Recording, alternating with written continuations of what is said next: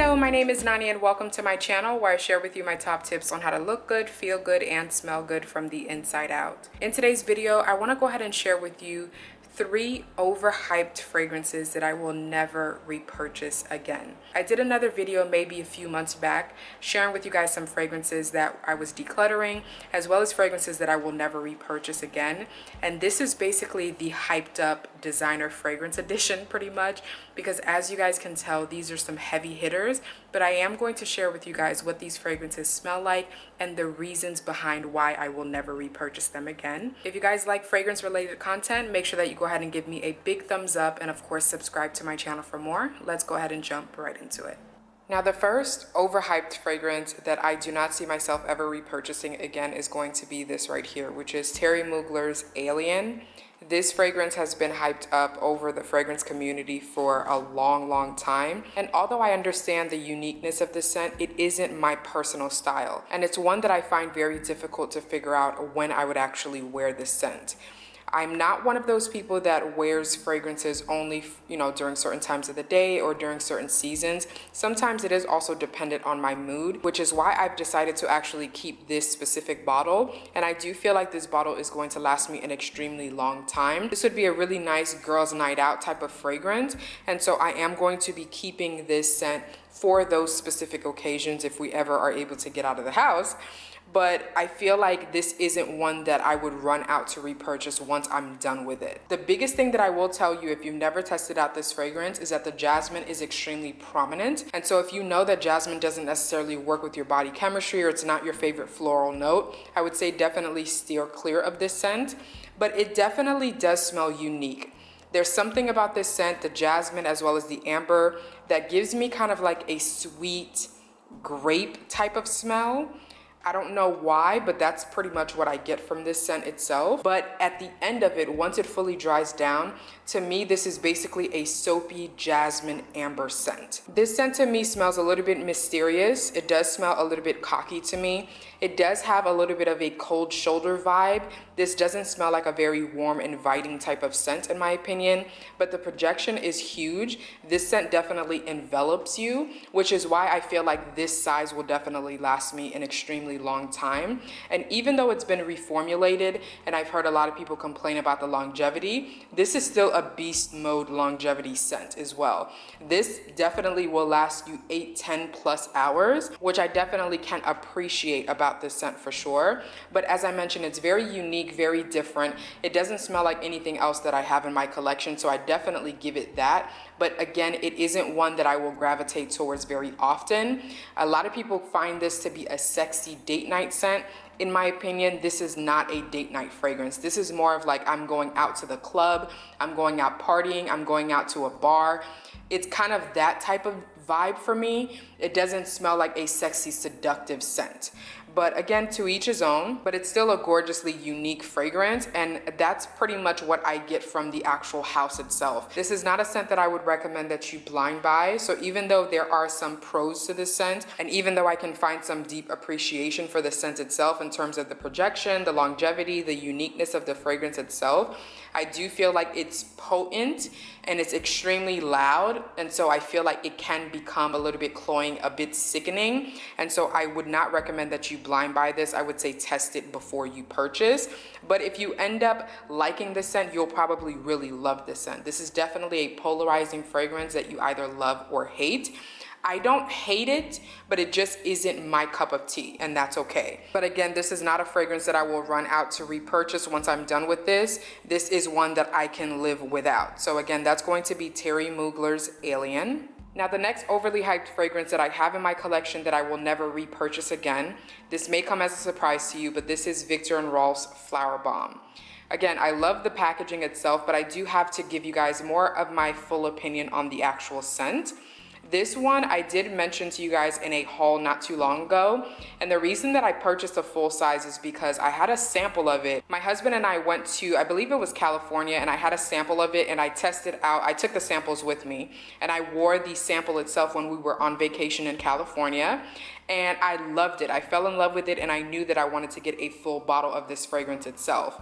Now, even though this is a gorgeous scent and I do love the way that it smells, I love the way that it transitions and radiates on my skin, this is one that I feel like it just isn't as impressive as I thought it was, and it isn't as impressive as it was to me on vacation when I had a sample of it. So even though I'm not going to be getting rid of this bottle itself, once I'm completely done with this bottle, which will still take me a while, this is not one that I will repurchase to add again to my collection. It's a beautiful, sweet, floral scent with some gourmand nuances, and I absolutely love and enjoy this scent for that reason.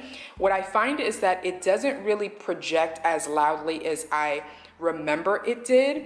This, to me, on my skin specifically, it does sit pretty closely to the skin, and it becomes a skin scent pretty much after about an hour or so, where you really have to put your nose to your body to smell it. It doesn't really radiate or project the way that I remember that it did. Now, of course, on the clothes, it does give me a little bit more of a moderate projection. The longevity is also decent as well. This is not the most long lasting in my collection, but you will definitely get anywhere between 7 to 8 hours of wear out of this scent. On my skin, it's a little bit less. I would say it's probably more like 5-6 hours on the skin, but even though this is a beautiful scent, even though this is a scent that gets a lot of compliments, this doesn't smell as unique as I remember that it did. I'm not sure if there's been any reformulation of this scent itself. And again, even though I enjoy the fragrance, it just doesn't smell like anything unique enough for me to continue to repurchase.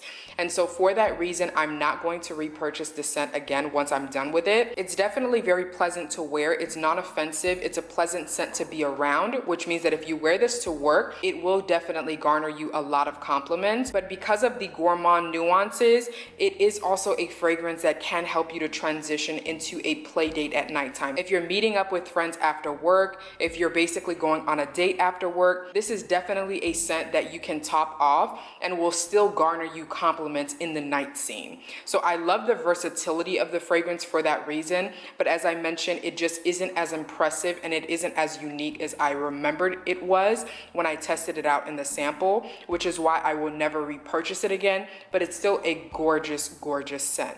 So again, that's going to be Viktor and Rolf Flower Bomb. Now the next overly hyped fragrance that I will never repurchase again, and this is actually one that I've sold and need to ship out today.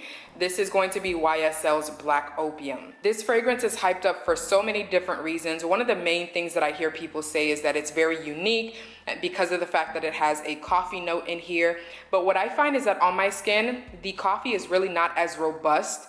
It isn't really as fragrant as I wanted it to be. I feel like had it been very fragrant and very, I guess, prominent, it would have made this scent a little bit more unique. And what I find is that for this scent specifically, it also has a note of licorice. The licorice in here smells so synthetic. It smells just very basic, and it doesn't smell blended well enough in my opinion. And I feel like the notes that basically were included in this fragrance to try to make it unique and different are basically the coffee notes and maybe the licorice. But to me, this licorice is so synthetic that it really doesn't smell pleasant at all. And besides the fact that it's not blended well enough, in my opinion, I feel like when you remove those two notes, this is a very basic, mass appealing fragrance. Underneath it all, it's still a basic scent, honestly. And there's nothing wrong with that. I have some scents in my collection that are very mass appealing and that I absolutely love. I feel like you need those scents as well. But I feel like this is not, again, refined well enough. It isn't blended well enough. And I feel like had the coffee note been a little bit more robust and fragrant, and had the licorice note been a little bit more toned down or just removed altogether, this probably would have been a scent that stayed in my collection. This fragrance actually has a lot of notes that I really enjoy in fragrances. Notes like vanilla, it has patchouli, it has some woody notes, it has some jasmine notes in here. I believe it also has an orange blossom note. This to me just comes off as more of a sweet / spicy floral scent. The spiciness kind of comes from, I think, more of like the licorice note. And I believe there may have been some type of like pink pepper note in here as well. So it does come off a little bit spicy, but I just feel like that mixed with the licorice just turns this into kind of like a strong cinnamon smell. And it also smells a little bit like gasoline to me. I don't know why, but that's how it comes off to my nose. But I do believe that if this is a scent that works in your collection, This is probably a really nice going out scent, a nighttime scent, a date night scent, a clubbing scent. And so I definitely can see why a lot of people would enjoy this, but on my skin, this is not a fragrance that works. And this is definitely not a fragrance that I will ever repurchase again. So again, that's going to be YSL Black Opium. Alrighty, so now that you guys know my thoughts and opinions on each of these fragrances and why I would never repurchase them again, I hope you guys don't take offense to the fact that I have these fragrances in this list. If one of these fragrances is your ultimate go-to scent, definitely leave a comment down below. I would definitely love to hear what your thoughts and opinions are on each of these fragrances. But thank you guys so much again for tuning into another video. If you enjoyed this content, make sure that you go ahead and give me a big thumbs up, and of course subscribe to my channel for more. I hope you guys are staying safe. God willing, I'll see you guys next time.